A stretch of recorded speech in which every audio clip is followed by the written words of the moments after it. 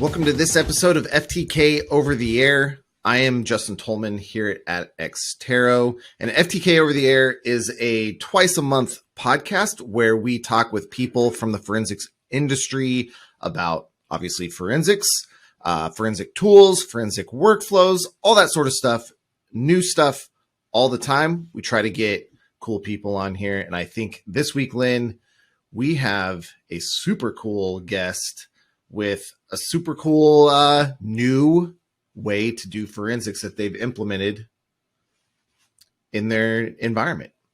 What do you think about that? Yeah, I think we've been pretty successful at getting some pretty great guests, and I'm really pleased about that. I am just going to jump right into it today, though, because we do indeed have a very, very important guest on our podcast today. We're so happy to be able to bring you this story.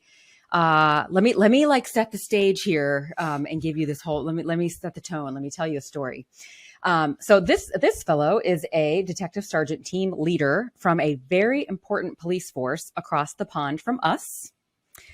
He, like you said, he has moved his entire digital forensics workflow to the cloud, which is really unheard of in the world of law enforcement, right? That's kind of strange. Yeah. That's very visionary.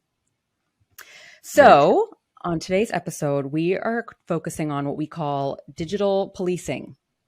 I love this term, digital policing. It's like the next generation of how police departments can manage all their digital forensics investigations, right? So investigations that require forensic technology to collect and review and analyze all the digital evidence that we get from a crime scene, right? A computer, a cell phone, a tablet, a device. Gosh, what do we talk about in this call with our guests? We have doorbells and refrigerators that store our data, right? So we need digital forensic technology to get data off of devices in order to like conduct a law enforcement investigation. So in general, police officers go to a scene. They might have to seize multiple devices at a crime scene. They might have different operating systems. You might have a Windows laptop, a MacBook, an iPhone, an Android phone, all collected together from maybe one suspect or maybe a couple suspects there. And then the police might even have to return again to the same crime scene or maybe like a related location if they need to get another search warrant and they need to perform another search. So then they get more devices. So now they have a pile of devices, right? Keep stacking up. They have a pile of devices that have to be reviewed. Yep. And they bag it and tag it, right? Is that what they call it? Yep, that's exactly what we call it. Yeah. So we bag it and tag it. We bag up all the devices and we bag them up as evidence. And then normally in policing, we physically drive. We drive in the car. We drive hundreds of miles sometimes to another location where a forensic investigator can capture and preserve all the data off the devices, process it, parse it, translate it, review it, and so on. So they can see what's on the devices. You know, what's on it, pictures, text messages, the emails, phone calls, social media posts, chat messages, videos, everything on the device. They review everything to see if there's any evidence they can use so that hopefully they can convict this person of the crime, right? The suspect that they have in custody. Okay, so that's your scenario, right? Where we're driving piles and piles of devices around to try to, look through them to get evidence. Now multiply that scenario by hundreds of active cases. Hundreds of active cases in just one department. That's a lot of evidence to review, right? That's a mountain of evidence. Never-ending cycle, that's for sure. Right. And as soon as you get one, you get five more, right? So there's always a hole in the bottom of the boat. The boat is always filling with water. You're just never going to get anywhere. So police departments are struggling with this. There's so much data. There's an enormous amount of data that they have to review for every single case.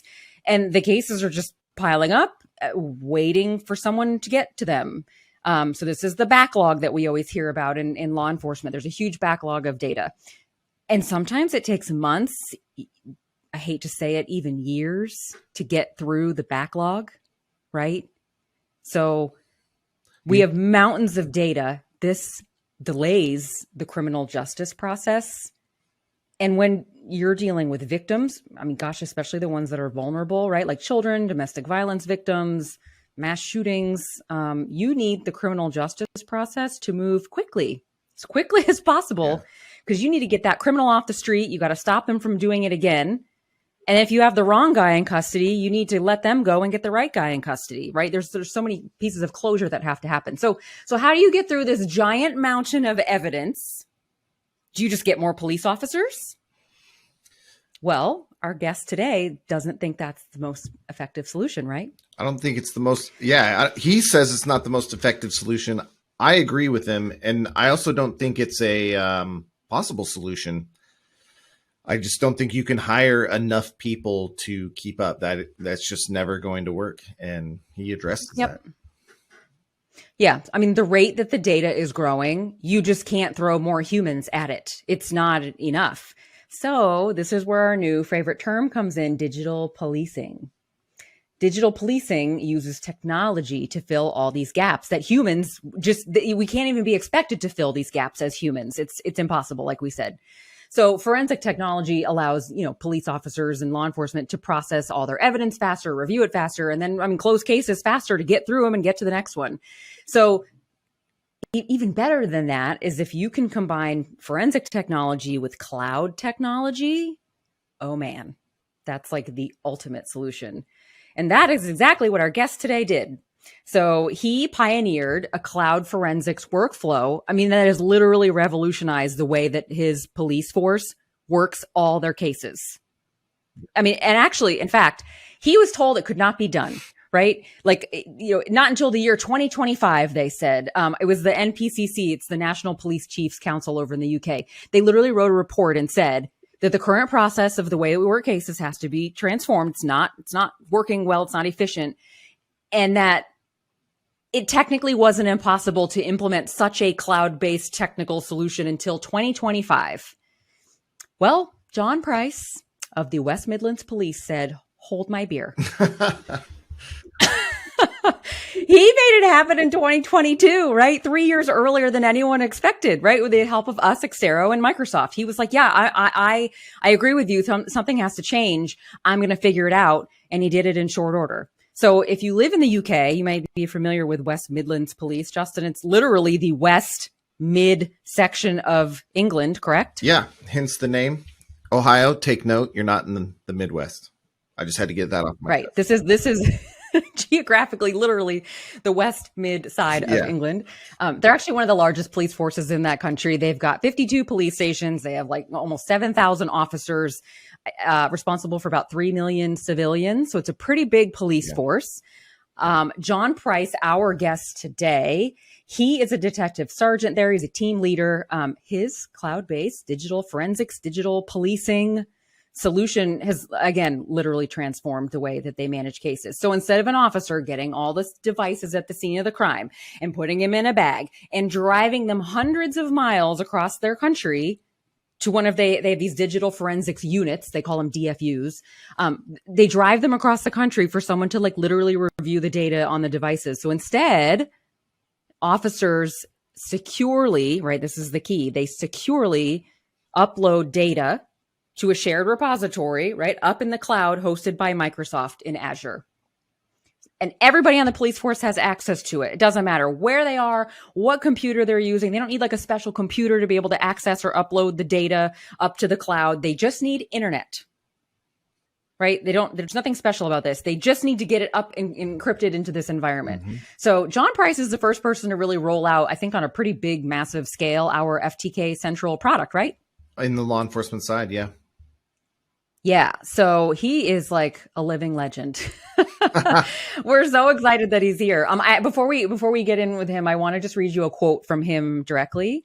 Before we get into that conversation, I just want you to see sort of exactly why he's such an important guest and why we're so thrilled to talk with him today. So let me just read this quote. Here's what he said. Xero's FTK Central has massively reduced processing times and improved forensic readiness. With processes that previously took days to complete, they are now almost instantaneous.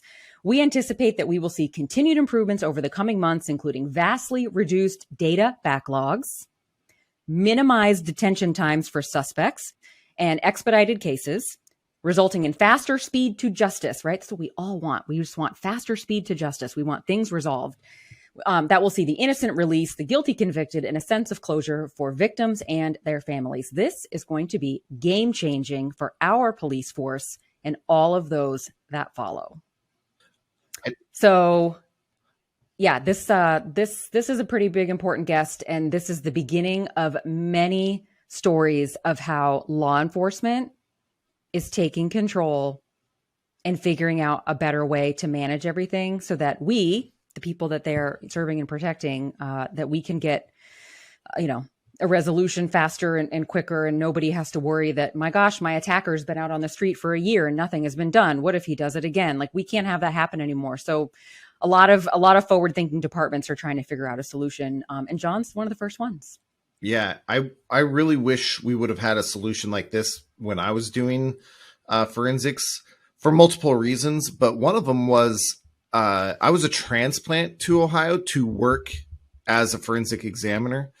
And there's a benefit in getting the evidence in front of the people that know the area, know the case, and know the people, so they can see clues that otherwise, I would not, because I only had the digital. I only had that one aspect of it. And so not only speed to justice, but I think you're going to see the quality of enforcement, the quality of your casework go up, as well as the people who have boots on the ground, as it were, know the people and the places and the investigation from start to finish, really get eyes on their casework, and they get it when it's fresh. That's a big thing, back to the speed. But I think you're going to see people helped not only in the speed, but also in the quality that they receive that help from our law enforcement professionals. So it's great. That's a great point. So the boots on the ground need to talk to the guys like you who were back in the forensic lab.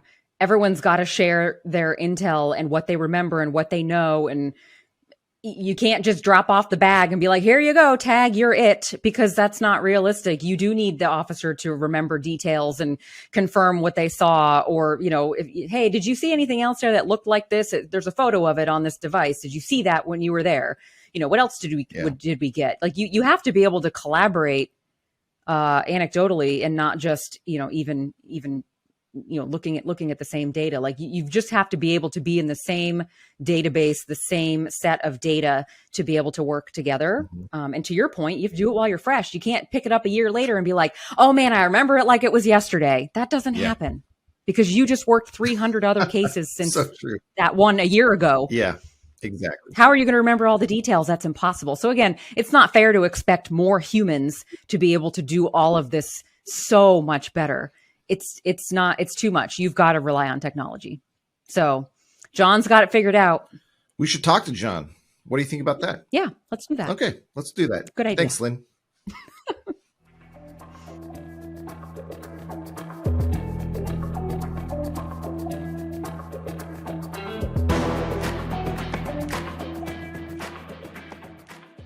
So we're with John Price, the West Midlands Police. We're chatting about one of the solutions that they have installed in their lab.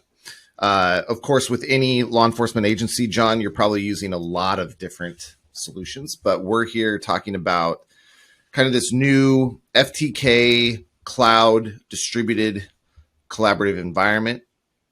So John, welcome again. We're working through our technical issues this morning. So John, thanks for being patient. Lynn, welcome. Finally, get through. Yeah, it took a while. Thank God no one has to sit through that when you actually listen to the podcast. Yeah. Well, John is kind of a celebrity around here, if we're going to be honest. John is kind of an Xtero celebrity. John, I'm sorry. This is your new life. You're going to need security detail, and we're groupies. No, we're so unbelievably proud that are a great partner with you, and like, we're just so amazed and in awe of everything that you have set up and accomplished and configured, and then actually gotten it to work. And again, we've had folks, visit you and visit your team and see everything in action, and, talk to the folks on your team. And they're all really excited about having a new solution that makes things easier for them. So we're very, very, very pleased to have you here so that you can actually tell us more about how it's really going and how it came to be. Yeah, no, great. And obviously, thanks for the opportunity. Obviously, talking to you all. So, yeah, definitely. I'll keep you to that security detail, limousine and all the rest of it. So I'll definitely hold you to that. No, you know what? It's definitely the right move. And I think, a review solution is one of these things that's never going to get disinvented now. I think we've got it, and it's clearly the next step, unless, I'm missing something totally technology-wise, but in the way that, these data sets that we're dealing with forensically are absolutely massive. There's nothing on the horizon from any, manufacturer to say, we're going to produce smaller handsets or smaller hard drives. And, and we've got this race to the top of 16 terabyte hard drives, and we just can't see it. And, we go to a scene, for example, so this makes me sound really old. So when I joined the police not too long ago, back in 1998.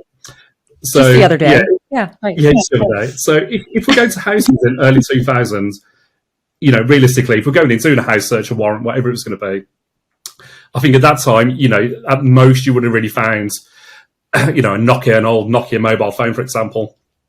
And if someone was fortunate enough to have a computer, it would have been quite a massive unit, and it would have took a truck and about 6 people to help carry it outside the house. When we look at a normal house that we go into now, for example, as soon as we're entering that house, we're looking at, doorbells, obviously with cameras on. We're looking at routers with sometimes not just one router, dependent on the type of crime. We may have multiple routers at the scene. We're dealing with games consoles. We're dealing with heating systems inside house. We're dealing with mobile phones. We're dealing with IP phones. We're dealing with such a plethora of things. I think, not too long ago, we even had our first fridge with a Android device built into it. So clearly, we've got to do something to deal with all these data sets, if that makes sense. Absolutely. Yeah, the Internet of Things, right, as we call it, it's not just a fancy phrase. I mean, literally everything in your home collects data, stores data. If a refrigerator can solve a murder, we're all for it, right? It doesn't matter. It doesn't matter where it comes from. If we can get evidence, we can get data, and we can get it off the device, then wonderful.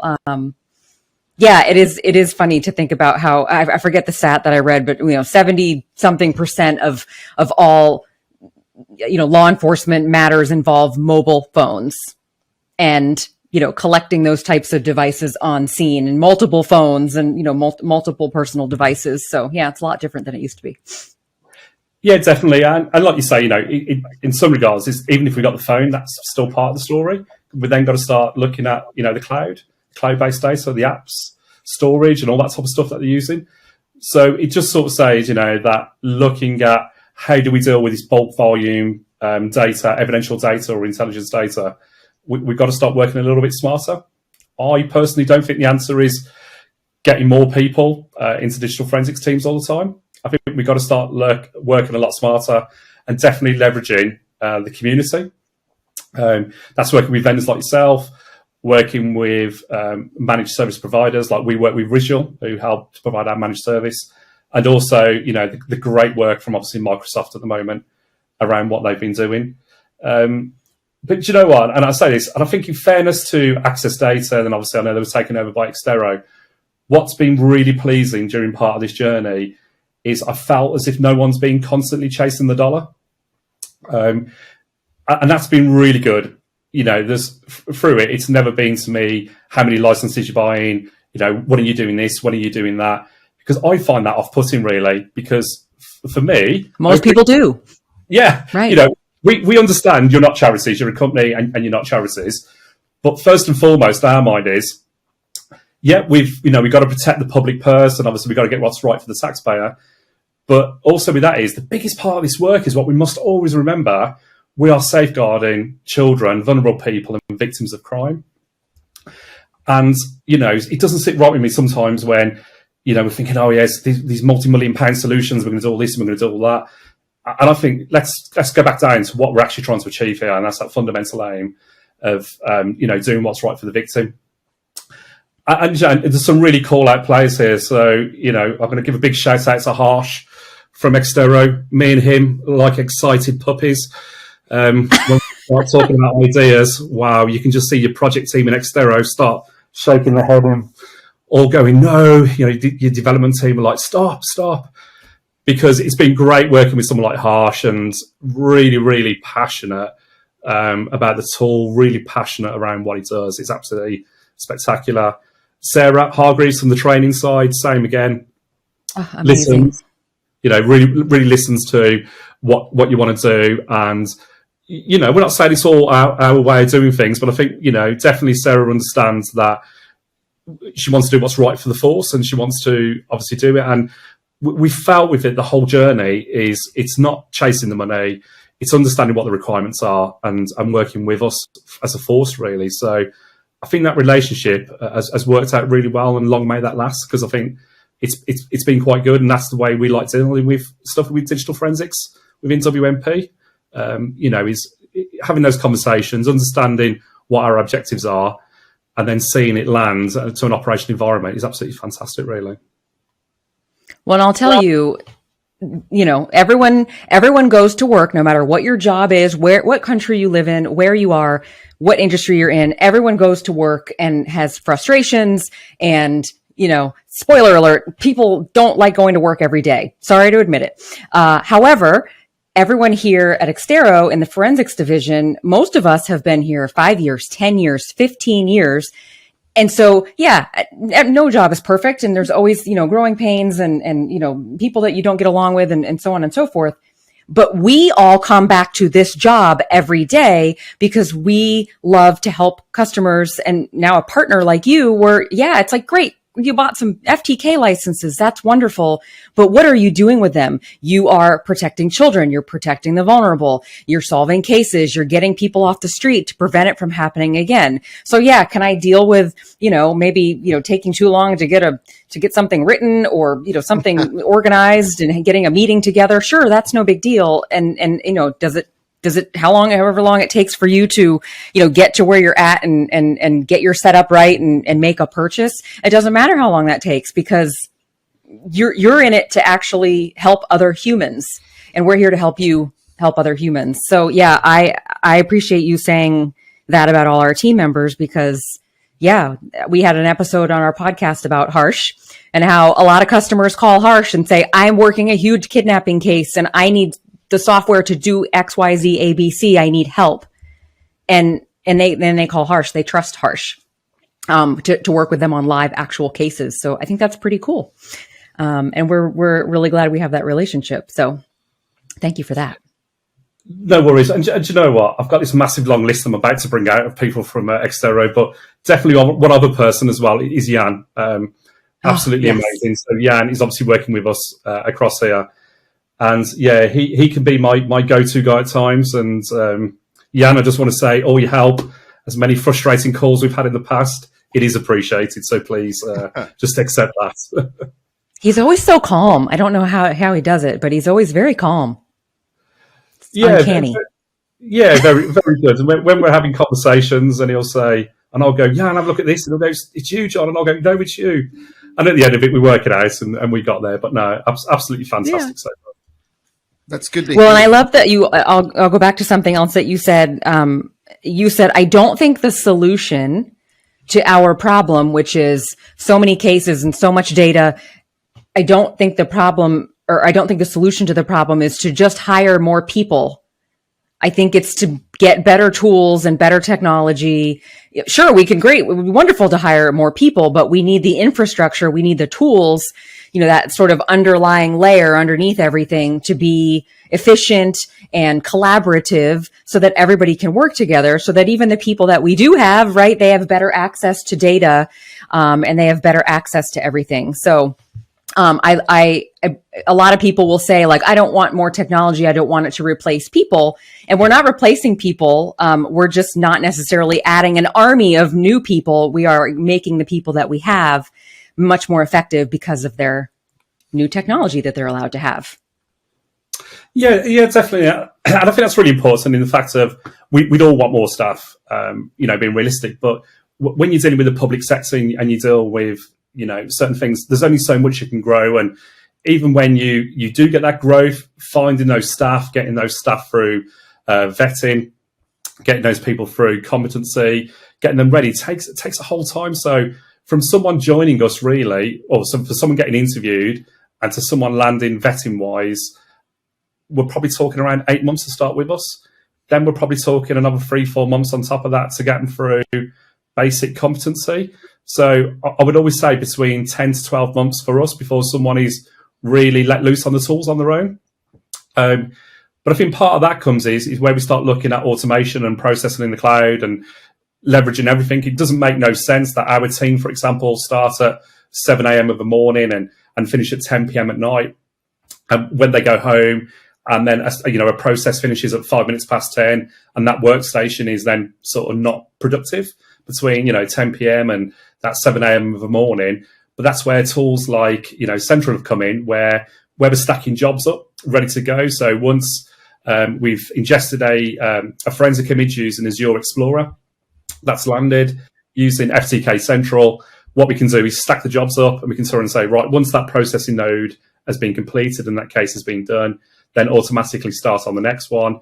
That is basically great because we're not having that human intervention of someone physically have to log onto a workstation, mouse clicking away, and waiting for that human intervention. So, we're paying for the system, so we want to make sure that we're leveraging that processing power as much as we can, and that's the great of this system, that we can do that. I know there's some really great early conversations with Harsh at the moment, and we're talking around what can we automate, for example, in the future. And I don't know. Obviously, the automation piece is really sort of big in those early steps, and I think we'll definitely start getting there. I think we're just really interested at the moment around bedding review, FTK Central in our review tool, start going through, making sure that where we are with it, and we're seeing the benefits, and we are seeing benefits already. So we're seeing benefits around the fact of everything we're putting in there is forensically robust, in the fact of we're validating all the data sets. So either it be EO1s, UFDRs, AFF4s, XRY images, ADs, or AD1s, for example. All of that's going into the tool. All those data sets have been validated. And because it's a web-based system, that we've carried out end-to-end validation as well. So we're 100% satisfied, or as best as possible, that what the end user's seeing has been fully tested. So we're happy with those results. So what's really great at the moment is when we get an investigator phone up and they say, right, I'm having a problem with a case. Previously, it would have been a nightmare. It would have been a disk in a computer we knew nothing about. And they would have said, oh, I've got this 80,000 page PDF, which is, what the data sizes we're seeing. And it would have been, I've got something and I don't understand it. And we're trying to help, but I've got to be honest, it's really frustrating because you can't see what they're seeing. Yeah. Whereas with FTK Central, for us now, it's a lot easier. When they call us, for example, we can just say, right, okay, give us a case number, give us the unique object ID relating to that artifact. And then one of my examiners can just jump straight in there and they can hopefully answer that question around that artifact, for example. So, that is absolutely fantastic. Also, as well, which is a real benefit for the tool, is CADE, which is the Child Abuse Imagery Database in the UK. We have numerous teams across West Midlands Police who are using the system at the moment. And one of the teams is our OXET team, which is our online child sexual exploitation team. And they're really busy. And they solely deal with indecent images online. Horrific. And, I'll take my hat off to them. They really work hard. But we have other teams that are what we call acquisitive crime teams that aren't linked to that particular type of offending. And when we were doing all the process maps and then the understanding, these teams would say to us, oh, we don't see indecent images in our cases, we don't normally see it. But because obviously FTK Central can query the hashes from CADE, what we are seeing on a lot of their cases, we are getting indicative hits or hits from CADE within their jobs, which isn't great per se because of obviously the offending. But what is fantastic is that we can now jump in for that early safeguarding and help protect and safeguard vulnerable victims a lot sooner. So, all data sets, regardless of any crime type in FTK Central, is going through CADE. That's absolutely fantastic. And I think the biggest one really is when we deal with people in custody. So if you deal with someone in states in custody before the charge, how long can you keep them for there? You hook someone up for something, they'll see a judge within the next workday, typically. So don't get hooked up on a 3-day weekend, because then you got to spend 4 days in jail. The judge will then determine whether or not the initial arrest was kosher, determine what's going to happen, set a trial date, and then at that point, the whole legal process starts. It's of course depending on the state you're in and all that sort of stuff. But yeah. So I suppose that the reason why I asked that question is in the UK, what we have is our PACE laws is technically for most offences, unless we get authorisation, we can only keep people in custody for 24 hours without someone being charged. There's different authority levels around. You can keep someone for 36 hours or you can take them to court for an extra extension. But by default, it's always going to be 24 hours. So do you know what? And I put my sergeant's head back on now, so I'll push it to you guys, is let's just say we get, and I'll keep this vendor agnostic. If we've got a mobile phone, we'll say, I don't know, 512 gigabyte mobile phone, it's got no SD card and we've got a SIM card. How long would you think that takes to acquire that and produce a disc? From a phone? I'll push that back towards you guys. That's going to be a couple hours, I would think, to dump it. 4, 5, 4. I'll go with 4. And then disc burner. So how long would you say a disc? So it's going to be a minimum for that, a dual layer Blu-ray. Top end kit. That I'm less familiar with. I haven't burned a Blu-ray, but I'm going to call it at least an hour, 1.5. Okay, so Justin, you'd be surprised. So even with our top end disc burning equipment, depending if the mobile phone's got hundreds of thousands of files, sometimes it can take 4 or 5 hours to burn a single disc, and that's with top end equipment. And I can appreciate people maybe watching this and go, that's all good as long as you've got the pin and you can get into the device. Yeah, so we're pretending we've got the pin. Yeah. So the reason why I mention this is if we get the phone, so by the time someone's been arrested, they've been taken into custody, and it's urgent enough, the phone comes over to us, we've probably lost around 2 hours of that custody time limit. We've then acquired the phone, processed the phone, even the UFDR, for example, and we're talking about 4 or 5 hours for that. And then a disc burning, you're probably talking 12, 13 hours before someone's going to get a disc. In certain cases, depending on the complexities. With FTK Central, that's different. So as soon as we've done that acquisition piece and we've got that UFDR and we start pushing this in, with Central, it doesn't wait until the end of the processing to say you can start reviewing the data. Mm-hmm. It'll allow you to start reviewing the data as soon as it's processed. So if you're a police officer and you're in one of the custody blocks within West Midlands and you've got access to the review tool, what's great is that you're not having to drive around the 4 size, which is quite a big geographical area, to pick a disc up because you're more bothered about dealing with that person in custody. You can find a laptop, a workstation, as long as it's on the West Midlands Police network. You can start logging into that case. It will come up, tell you it's in progress at the moment.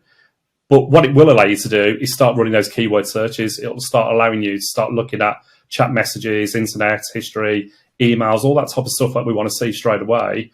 And it allows you to get into there. So for us, that's absolutely groundbreaking because those time savings are phenomenal. And, when we start talking around all the admin around it, that you're not trying to find cars, you're keeping the fuel costs down, you're not having officers travelling over to us, you're not purchasing more laptops and your existing estate, your IT are liking it because they're not having to control laptops that are off the network. All those time savings and all those financial costs, when you look at them together, they really do mount up. And that was one of the good business cases we had to get the review tool in, really. So we've done a real detailed business case around as it is at the moment and where we want to be. And I think what was quite surprising was the costs were sort of quite parallel, really, financial costs. And I think when you sit down and you see how much you're spending on, really expensive disc burner robots, how much a single Blu-ray, dual layer Blu-ray disc costs, even when you're buying them in bulk, you really can see those savings that you can make when you start looking at, leveraging up the technologies, really. I think we kind of tying that with what we talked a little bit about before, with the automation. I don't know how it is going over in West Midlands area, but I know a lot of police departments here. We're not talking about replacing people. They're short people I know the Seattle, Washington Police Department is short like hundreds of officers. And so that's affecting a lot of police departments here in the United States. So when we talk about automation and being able to, like you said, the solution isn't hiring more people here. They can't get the people to even get to baseline. So it's becoming more and more important that we automate kind of as much as possible so that the humans are just left to do things that humans need to do. And one of the things I hope you're seeing is that with Central's interface, you mentioned that, 8 months to onboard and then another 4 months to kind of get them comfortable. And then who knows how long before they're truly comfortable, right? With the simplified interface, it's mostly, like you said, look at a thing. Is this picture or this document if they can read, look at a picture and hear some audio, they're kind of in, and you're able to spin people up quicker and maybe diversify your review process with what you have rather than what you would like to have as far as personnel.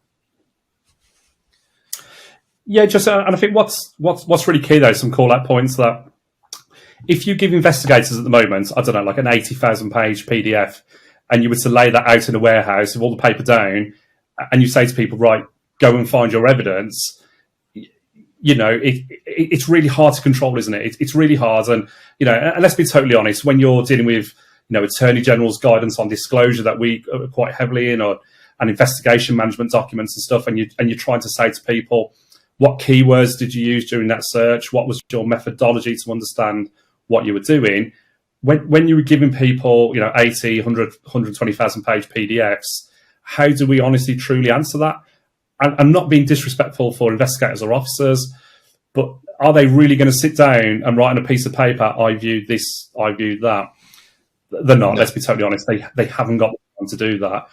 Whereas Central's totally different, because not only are the security auditing side, absolutely phenomenal, but the disclosure side is it will record what files you've used. So it will automatically mark to say what files you've viewed on there.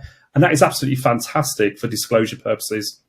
So, when you're talking there, it could be me going onto a case saying, right, I want to create a list for the Crown Prosecution Service in the UK, for example, around what I viewed. It's really simple. That I select all the files that I viewed, I select them all, right click, and I'll just export a CSV, and that will contain the object IDs and file types. You could even, with the system, add more to the disclosure, but as a basic level to say you've done that. I think what's really key, we've learned this as part of the training and the feedback from the staff, is with FTK Central and Review Tool, is we've given them now a massive data bucket to carry around, if that makes sense. And what we found with people is they're going, well, I'm going to have to view absolutely everything. And we're like, no, you don't have to. Just think about what your workflow is going to be. So, we'll say to people, like, for example, if it's an indecent image case, a lot of that legwork has already been done because it's already gone through CADE. Mm-hmm. So if there are indecent images, we are hopeful that CADE has obviously picked them up at that time. We produce standardized keyword lists. So everyone using the review tool are using standardized keyword lists, what they've never had access to before. So we're giving that extra guarantee, that extra layer of security. And when stuff's going forward, there's a lot of quality control there. So we know that they're using our keyword lists. And then what they can then do, if they've got analysts on the job, if it's serious enough, they can export all those chat logs out and give them to an analyst to drop into the intelligence systems, or they can even sit down, go through the text messages themselves, export it to CSV. There's so many options on there for them to go through. And, some staff have said, oh, yeah, but we don't want to see as much data. We don't want to see it all. And we say, well, what you need to do is we can't tell you what's important or not important, because you've got to see absolutely everything. But through the workflows that are set up and from the training videos that Sarah's produced, it makes it a lot clearer, the understanding to say, this is where you're going. But I think, overall, from where we started in June, we work on a rolling basis between 40 to 45 jobs in there at a time for the number of teams that we've got going through it. And, it's interesting when I can jump in as a supervisor, and I can check who's using the system. I can check what they're grading. I can check all those images and stuff. And it's really pleasing to see that, from the early results that we're seeing at the moment, that people are grading a lot quicker. People are seeing images of note where we do need to push that risk up to our victim ID officer, because we can see that a lot quicker and a lot sooner.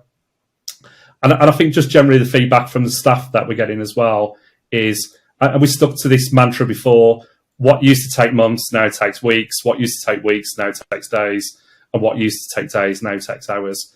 And that isn't like, some mantra or some sales pitch that we've said. And this, I've always said that from the beginning, that's our aim. And it's great to see the investigators come back to me and send feedback to say, what's great now is that we're not having to trawl through stuff, trying to look for a keyword in a PDF, which is going to give no context, where if we put a filter on now, because we know the intel for this job, for example, is based off text messages with certain keywords, they can filter straight to those keywords, drop that keyword list in, run that straight across, and that's giving them the answer for their case. And that's sort of fantastic, really. So those results are a lot better, really a lot better. John, do you have anything that you can quantify? And maybe not exactly, but we've reduced our backlog by 50%. We've worked cases, in half the time. Like, do you have any, I know it's not like you've had this for decades and you're just sort of getting rolling with it, but what's the most noticeable metric, even if it's a loose metric, what's the most noticeable metric that you've been able to see so far? Okay. Yeah. So being totally open and honest, we have 3 different types of SLAs, which is our service level agreement, to the force. So our first SLA is an urgent. So an urgent can just take as long as it takes to produce, because that's 9 times out of 10 for us, homicides, kidnaps, all that type of stuff. Right. We then have priority, where we'll turn around and say, right, we can turn your stuff around within 90 days, and hopefully you'll get a package. And we're probably there around 90 days. And then we can have standard work, which is anywhere between 6 to 8 months. So I think what's really key to understand is how our DF units are made up. So we've got a data acquisition unit and a data reporting team. So our data acquisition unit, absolutely fantastic. They will get the devices in and they'll acquire all those devices, get as much as they can from them, dependent on, what type of extraction it's going to be. And they'll then put that on a server at our location. And then my team, which is the data reporting team, who also work really hard, will then pick that job up. So we have this strange scenario that we can acquire that data really quick, within a couple of weeks, but it sits on a server downstairs and it waits to the next free digital reporting officer to pick that up, because we're dealing with hundreds of cases. This isn't 1 or 2 cases. We're dealing with hundreds of cases. Right. So to answer around how can we quantify the benefits, so the immediate benefit is, instead of staff having to wait that part from where we've acquired it within a couple of weeks, and it can take up to 6 months for a report writer to start looking at it, they can start deep diving into that information as soon as it's been acquired. They're not having to wait 6 or 8 months for one of my report writers to pick it up and to give them a report. It will literally, as soon as it's acquired, and part of our processes, as we're sending it to our server storage within the office, part of that process is it will also get pushed to Azure Explorer at the same time. And the OIC will get an email to basically say your data is ready in review for you in Central for you to start going through. So straight away, we are saving time. So it's hard to quantify since May. And a couple of people have said to me, what's it saving? And I can automatically straight away say, right, it's saving disks, it's saving vehicle time and all that other stuff. But the most important thing is what it is saving is it's not sitting on our server downstairs. It's allowing officers to deep dive. And it's a strange scenario. It could be a submission form comes through, and it could be for a domestic related harassment, for example. And they say, all they want to know is, has the offender contacted the victim and said these words? Well, that's pretty simple, but it would still be in queue. Right. It'd still be there for 6 months, and someone would still be on bail, and you've got a victim awaiting justice and all that type of stuff, which is really important. But it'd still be in a queue within digital forensics, whereas now the OIC can go straight into messages themselves within Central, search for that, even simple as go to created, modified or access times and have a look for that activity. And then they can say, no, there's nothing on there, or there is something on there.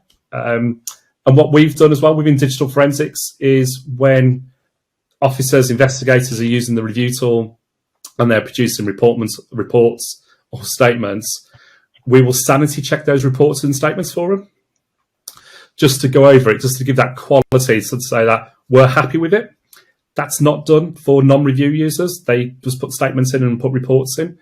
I've got my own views on that, but definitely now anyone using the review tool, creating reports, should be sending them to us so we can sanity check what's in there, and it's giving that extra layer of security for the criminal justice, really, to say it has gone through DF. So yeah, definitely early call outs. We can save a lot of time, really. So that's great. You're seeing those benefits now. Yeah. We talked a little bit earlier.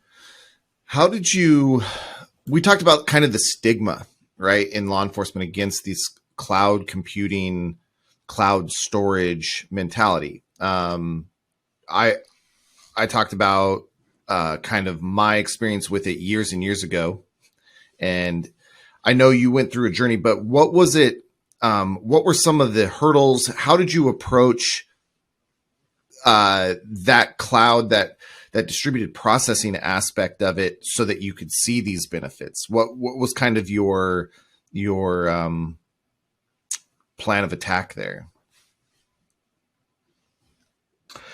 Yeah, I think what's really good is to understand that, I suppose, with West Midlands Police IT, the strategy is very much, and I suppose within UK police anyways, is cloud first. We've worked with Microsoft Azure, but I think it's also good to call out that we've also leveraged processing services from AWS. So we use distributed processing within Passware for decryption, and excellent work we've done with AWS, for example, of spinning up extra processing nodes on demand when we need to for BitLocker encrypted drives, or where we've got loads of processing work. So that for us really was that first step. So once we started understanding that we can process in the cloud, that gave us that sanity check. I'm not talking on behalf of other digital forensics units. This is just me personally. When I joined the team and they sort of said, oh yeah, you're going to have this budget and you can buy your own kit and no one's going to really sort of monitor what you're doing, all that type of stuff. And he was like, oh great, we've got this big bag of toys and we can do all this now. But I think as time has gone on, and especially under the forensic science regulator in the UK, section 23 of the codes, and the requirements around patching, maintenance, security are becoming more and more complex. It's taking my team's time away from what they should be doing, which is being digital forensic staff and the maintaining this equipment. And also as well is, and they're totally honest on that, is as much as, West Midlands Police, we have all the support from our IT, and they send us on training and quite comprehensive SANS courses, for example, and we're all very competent around what we're doing around the infrastructure. I think sometimes, we sanity check ourselves and we honestly say, who's best to look after that data? Is it digital forensics, or is it a cloud provider in that market where they've got teams of people who are securing that data, really? And I appreciate, teams are different to different. But I think we've got to a stage, and I think COVID's clearly brought that out, is we can't buy our way out of this issue. We just keep buying more and more workstations. We've got some perfect opportunities in that cloud space to really start leveraging this where possible. I hear all these stories that, within NATO systems, for example, they can keep secret data in the cloud, and different other agencies across the world are keeping, that type of data in there.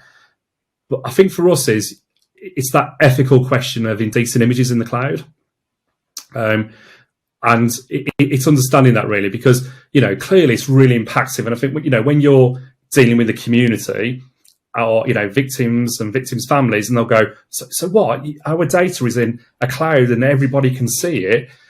And it's like, no, not at all. So I think a big piece of that is our own communication piece of saying to people is, no one can get to your data.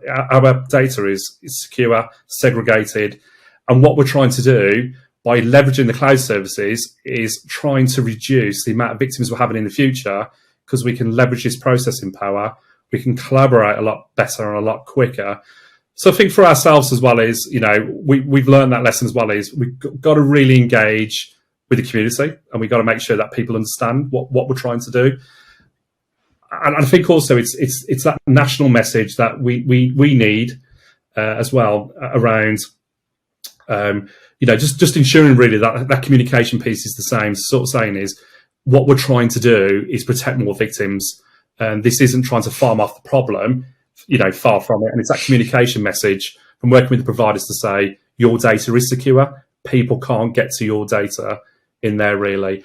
And it's so pleasing that, when we've been working with Microsoft, for example, and the amount of security layers, wrappers, the amount of documentation, DPIA forms, for example, data protection forms in the UK that we have to go through, and also, our own ethics just to make sure what we're doing is right, is constantly there. And I think also as well is it's a evolving process. So we must always keep sanity checking what we're doing is the right thing to do. To get that, but I definitely think at the moment, working with the providers that we've got, it is the best thing to do, and it's the right thing to do. It's the right thing to do to protect more victims, and also to keep those costs down. I got to sit down with Microsoft. I don't know, maybe 2 weeks ago, and they walked me through their security at a high level of what they do to secure this data, and it's more than just software and network security. It's sign in and sign out processes and who's allowed to even go into the farm and when they're allowed to go into the farm. And I think we also need to understand how server technology works, because even if somebody was to steal a drive out of a server, it's going to be striped RAID data, encrypted garbage. But Microsoft doesn't care. Microsoft knows that. And we're only talking Microsoft because that's who we're working with right now.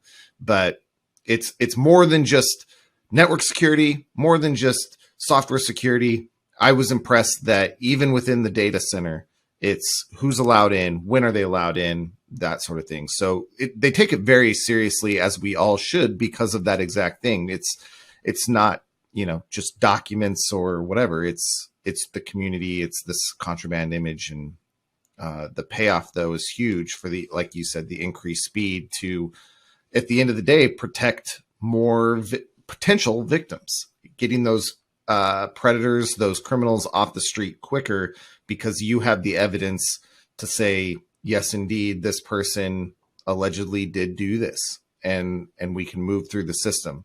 Whereas, unfortunately, like when you're talking about these cases taking 6 months, 8 months, a year, which we see over here in the States, of course, I know the officers that I talk to feel that pressure, not from a political or administrative pressure, but they work in the community. They see the community. They are the community, and they know, hey, if it takes me a year, that's a year that person is still out on the street, potentially victimizing others. And so, these types of things help reduce that or mitigate those risks by pushing things through quicker. And I hope that we're seeing that. Yeah, I think some good call out points there. There's probably a couple of points that I'll pick out on that. So definitely the first like you're talking, let's say Microsoft, for example, you've got to be the most luckiest person ever to go into one of their data farms if you was allowed in and you got over all that security. And, where you've got banks and racks of drives, and you can just pull out those right drives, where you're talking hundreds of thousands of drives. And then you can obviously bring that out with, the encryption levels, and you can rebuild anything on there. I think, let's be totally honest, it isn't going to happen. Touch wood, but I just don't. I think I've got more chance of winning the lottery twice in the UK than that ever happening. And then also what's really important is that's data at rest. When data's in transfer, all the security layers around that data in transfer, for example, how it's going across, there's a lot of technology behind that. Definitely. And, some of the points that we, previously, that laptops, for example, so we send discs out and we can have people phone us up saying that they've had to come in on a special day because the one team laptop they thought they could have for that day's review isn't available, and have we got any spare laptops for them to review? With FTK Central, doesn't matter, because with our platform, as long as you can use a web-based browser, that's obviously hosted on the domain and the secure police network, you can get to that data. You don't need any fancy, bits of kit. And I think some of the observations before Central went live, some of the officers were some of the stations they're working at before refurb, and they're going, yeah, this tool won't work on our old computers, and it won't work in this building. It's so old, and it won't work. And you got to listen to what they're saying, because you can't be, dismissive of it and you're going, right, we're going to work and we can understand the bandwidth requirements. But deep down, I know the web review server hosted virtually has been tested, to make sure it does work. And it's really pleasing that these same officers are calling us saying, oh yeah, it's been really great. It's worked absolutely fine, because it's not leveraging any, much processing power at all from the older workstations that they've got, because it's all virtual, it's all in the cloud, and obviously coming down. So yeah, it's definitely, all these things that you're not having to totally change your infrastructure internally, because you don't need, super duper high powered workstations, far from it. You don't need massive increases in bandwidth into review places where it's going to go. Because some of our locations where it's going into, the bandwidth is there, possibly creaking on normal traffic. And we were a bit concerned, thinking, will it fall over with the review traffic going in there? And touch wood, it hasn't. So that type of stuff is really pleasing as well, to see that, in the fact of we're not having to purchase, additional routers, switches, and all that type of stuff, because it is doing what it said. It's utilising that virtualised technology in the cloud, and that's taking the lift and the shift to that processing power, really. John, that was one of my questions I was going to ask, which was, anytime you introduce anything new to your team, hey team, we have a new process. We have a new tool to use. We're getting new computers. We have a new procedure. We have new team member. Anything new, everyone, there's part of the team that always says, oh, this is never going to work. I don't want to have to learn this. Oh, there's always that bad apple that sort of, sours everyone else and says, oh, this is going to be such a pain. I can't believe we have to change the way we work. And you're like, but we get to change the way we work, you guys. And they're like, we have to change the way we work. This is terrible news.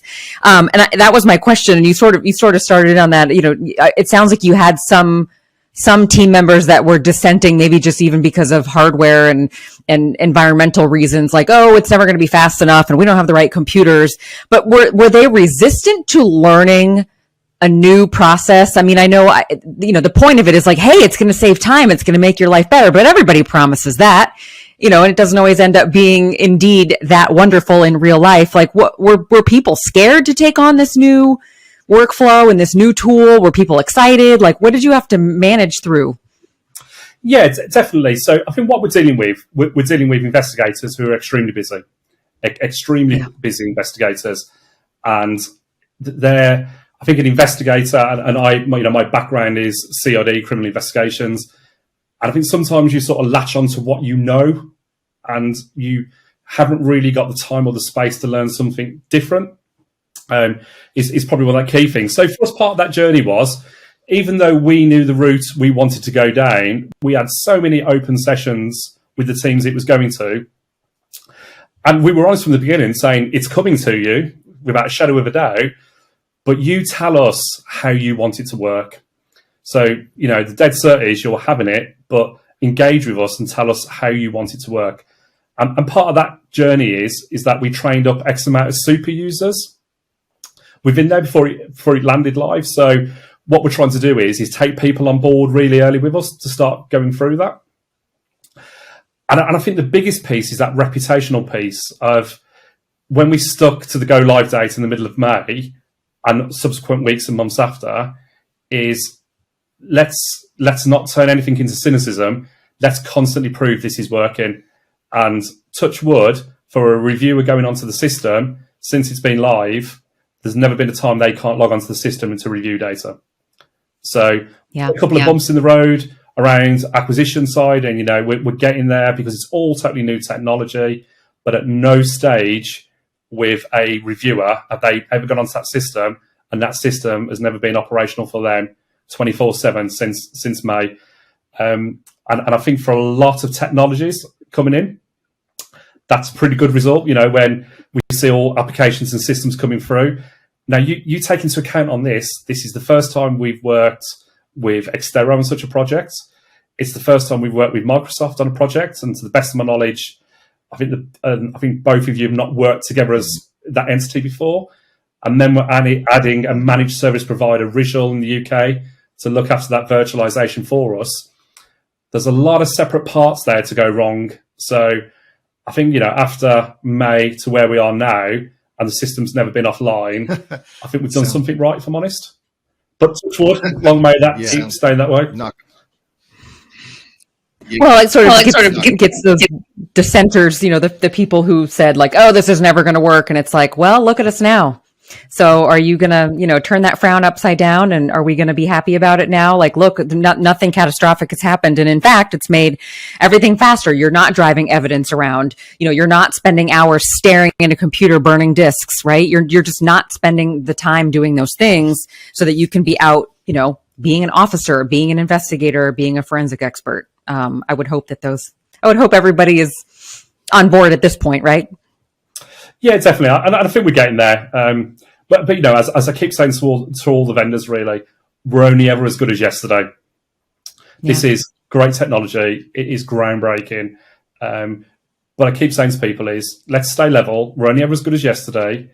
And, when me and Harsh get carried away with ideas and we sort of sanity check ourselves, and I think what's really exciting to me, it sounds really bad, doesn't it? What's really exciting, I have got a life, I promise you, is tomorrow a demo of 7.6 FTK Central. Oh, yes. I'm really looking forward to seeing that. Really looking forward to seeing, the enhancements, what the change is going to bring for us. We're looking at going live with that from about October. So I'm really looking forward to that tomorrow to see what that's going to bring. But I think other forces at the moment, we're getting a lot of interest from other forces within the UK around the solution.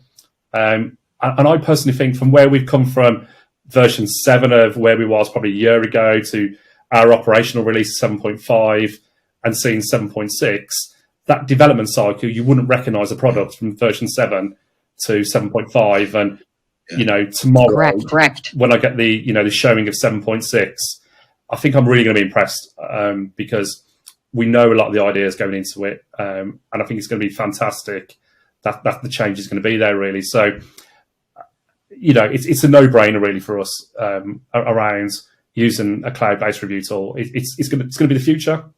I can't see a technology out there unless someone tells me different that's going to replace this. We can't produce paper reports. We can't keep on producing discs.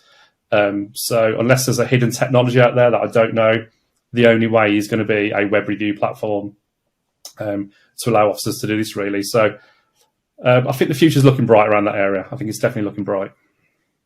John, if you thought things were faster now with FTK Central as you know it, with 7.6 and the fact that we can now start lumping all the mobile data straight in and processing the mobile data along with the computer data using FTK Central processing, which we all know is super fast. Oh my gosh, it's lightning fast. So I think everyone will be really pleased to be able to start doing that too.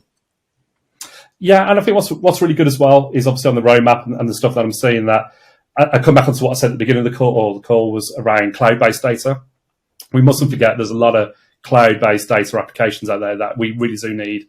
And obviously I know with Central, we can acquire stuff in the cloud moving forward. So where we can get that cloud-based data at source, where it's reasonable, lawful, proportionate, and obviously clearly ethical to get that data, and we can automatically ingest that into the case and add that into the case. Same again, it's sort of, why wouldn't we do that? Why would we use multiple systems, multiple tooling to do that?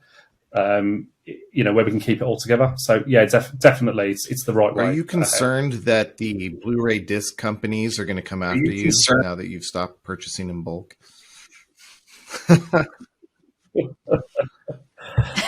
Yeah. Probably the same way when it was VHS and Betamax and all the rest of it, really. But it's frightening, really, when you see the cost. Like how we've got some really good disc burning robots, and we have a disc bin rejection area where a disc hasn't recorded properly and failed and dropped in the bin. And I'm getting older because I'm walking past the box now and I'm counting the discs and I'm working out in my head because I know how much one of those discs cost. And you look at it and you just think, such a waste of money. And when you look at And when I know, because I understand the costs across the whole of the solution, around how much that job would cost to push into a cloud platform, I know where those costs are. Yeah. Clearly, I'm not going to show my hands because I'm not going to say to any vendors how much the costs are. But you can look at it really, and you think for the price of that job could have quite easily gone somewhere else into a secure environment. So it's even all that type of waste and stuff like that. Really, where we can cut down on that is really key. Yeah, we have a customer on the corporate side here in the US. I believe the number was that instead of FedExing or UPSing or whatever service it was that they were using to physically mail hard drives back and forth to investigate them, they saved $35,000 a year just on shipping, not having to ship anymore. So I think even like you said, gosh, yeah, we need to invest in new technology, but you right away, just not having to mail things. To your point, you don't have to drive them around anymore and have fuel charges and, just people's time being wasted driving around. Yeah, that's a really big savings, not to mention the physical media of discs and other things that you no longer have to use and purchase. Yeah, $35,000 a year on shipping, just shipping. I'm sure whoever they were using is very unhappy that they closed their account. I think the element there is all around fines for data loss. So, when you're dealing with people, mobile phones of victims, witnesses or suspects, let's be totally honest, all of us, if any of us ever had someone their phone into policing, you would want the police to really look after your personal data, wouldn't you? Because that is clearly personal to you. And when you start looking across, not just the UK or globally, when you see discs have gone missing in transit and all that type of stuff, and some of the fines that have been issued, and rightly so, for those data losses, they're horrendous. I saw a case not too long ago where there was a data loss in the UK and what the company was fined for the loss of a single disc. And it was eye-watering, really. And you looked at it and you thought, wow, how would you deal with such a loss like that? So yeah, so where you're harnessing this technology is where you're using transport layer security, you're using encryption, you're using that you can't access that data unless one, you're a member of that active domain to get in. Secondly, you've got an account within the review tool itself, FTK Central. And also, I'm not saying any of our staff are rogue by any shadow of a doubt, but even if, we're always accountable. So if someone ever says to us, account for your actions where you've looked at that data or what you've done with that data, it's fully auditable. You don't really get that type of layer of security around viewing of disks unless you've invested heavily in monitoring software on networks and stuff. So, that's FTK Central gives us that extra layer of security that we can monitor what we're doing fully across the board. Which gives us that, extra layer of security, really.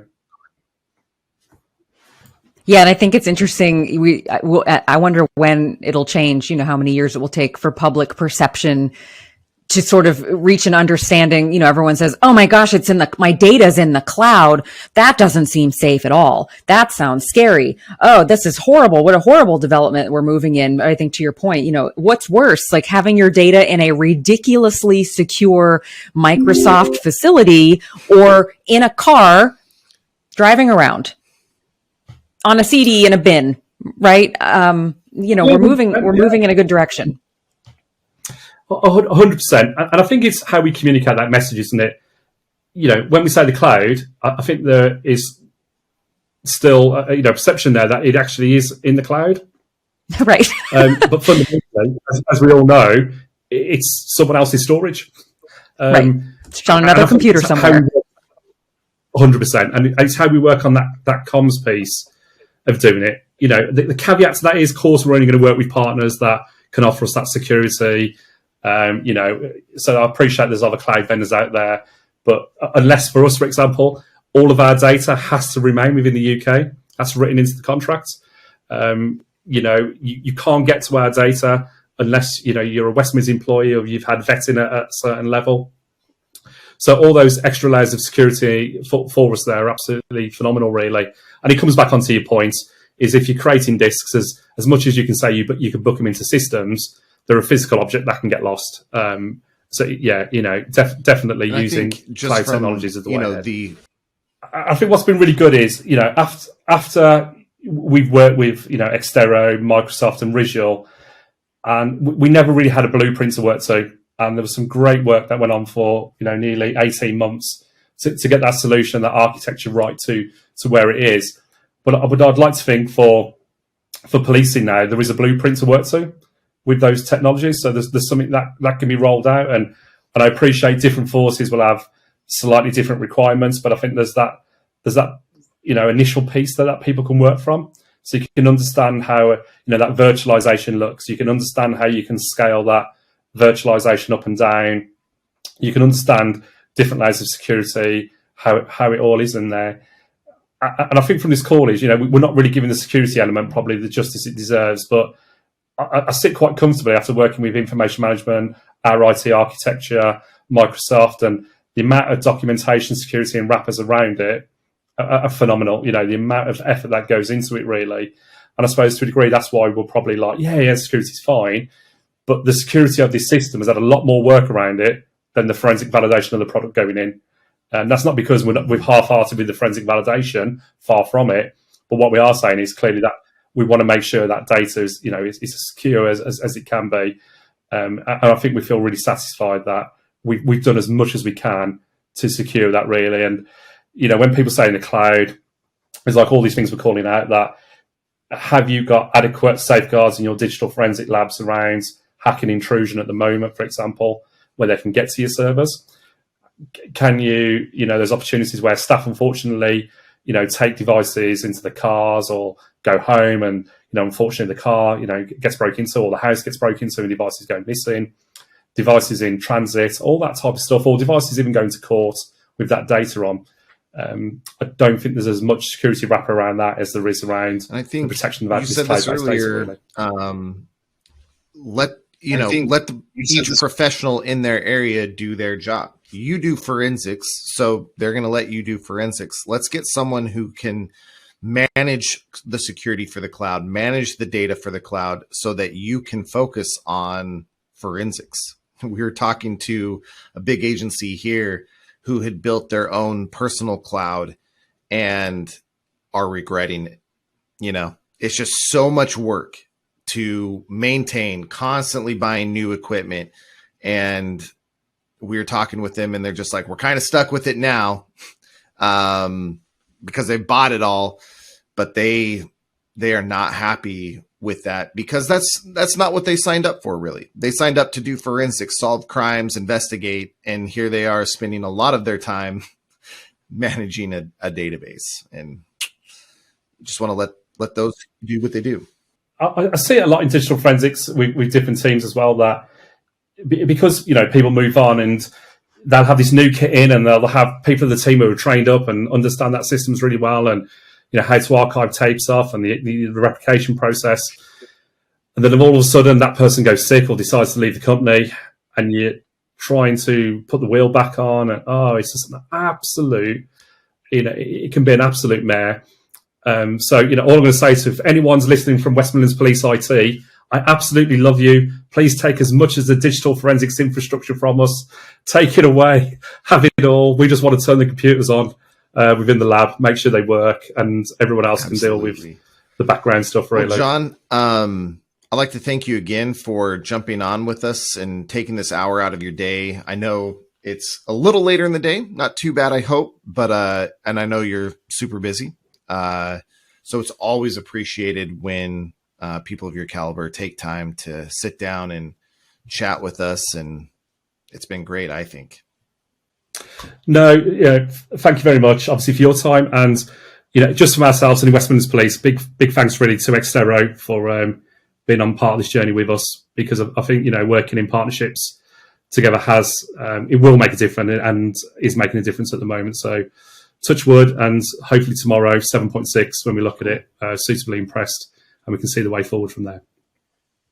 It's going to be very exciting. I can already tell you, especially if you're talking to Harsh about it. He's so excited about it. He just can't contain himself. No, we're really proud. We're so proud of everything that you've done, and like all of your vision and everything has come to life. And, our vision is your vision. And yeah, we want, to your point, you're like, I asked my team what they wanted the solution to do. So we do the same to you. We're like, what do you need it to do? Tell us what else we should be adding. It doesn't make any sense to develop a product with, me and Justin and Harsh and a bunch of developers sitting in a room. And we're like, what sounds cool? That's not helpful, right? We need to know what people out on the street trying to, put bad guys in jail and solve cases and protect children and protect humans. And we need to know what would make your life easier, given that you don't have enough people and you don't have enough hours in the day, right? What can we do to help you get things done faster? Because it's not just, getting a report done faster and pushing a button faster and, filing this big litigation faster. I mean, those things are important, but we're saving lives faster. That's pretty special. So Definitely. We're really proud to be your partner. That's brilliant, guys. Well, listen, thank you very much for your time. Hey, everyone. John had to jump really quick there at the end and to facilitate our recording. It ended kind of abruptly, but thanks for listening. I hope that you got something out of this episode. I know that I did. I'm recording this outro after editing, and I noticed that when I exported the video and the recording out of the system, my track got pushed off by a few seconds. So it sounds like I talk over John a few times. Unfortunately, I couldn't fix that with my current export. I now know what the problem is, and it'll be fixed in later episodes. Thanks for your patience on that. Remember that we release a new episode about every other week. Thanks for tuning in. We'll see you again in the next episode.